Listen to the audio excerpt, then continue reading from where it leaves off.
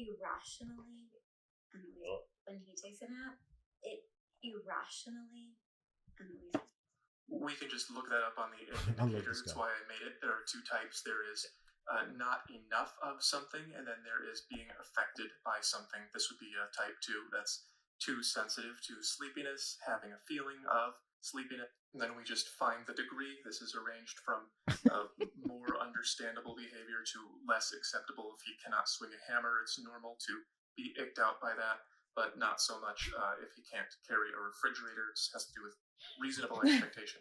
So if you were icked out from him wearing a raincoat or carrying an umbrella, that would be an unsalvageable ick. I would put needing a nap somewhere in between making a big deal of a cut or a bruise and enjoying music a little too much. I'd place that right about here. Now see it's in perspective. I love a good nap, man. Come on. Power nap recharges you. Yeah, I like that guy too. This whole man. Yeah, that's my guy. He really breaks it down. I mean, he's gonna be partly on the spectrum, or like this guy. Well, I think unsalvageable should be shoving cupcakes in somebody's face. Oh my god, should be. But you went on more than one date with this person. Yeah, you dated for a while though, huh? A few. And what if you go through his search history and it's just like feeding a girl cake, and you're like, what? I want to understand the setting of the first time that he did it and your reaction.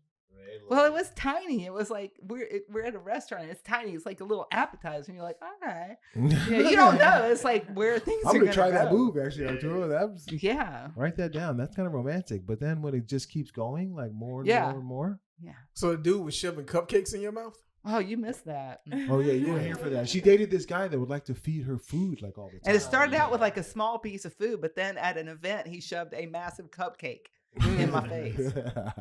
You didn't know. Wow. Take that. And you're just going, eat the cake.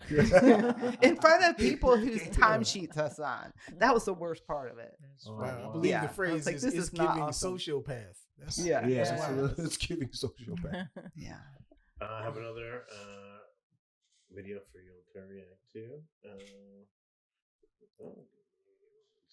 Arturo, I wanted to ask you. So now that you're re-entering, you don't desire to date anyone right now. So you're going to stay away from the dating world for a little. Stay away. Like there was nothing, necessarily bad with my previous relationship. You know, like it was one of those things where I just needed to work on myself in that relationship setting. I couldn't do it. Like. Things might be different, right? We all have different habits, but I had to break my habits first, right? Like, for example, in the scenario that you have, right? Like, if it's not my partner's responsibility, my girlfriend's responsibility, right? To like, let's say, for me to eat right? But if I get help in that, it would help me along the way, right? Of course. So, but it's not fair to ask somebody to change themselves or do something like that, for that.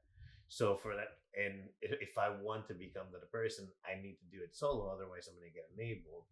And then maybe, down the road, if I get that handled, then there can be maybe another path back. That would be nice.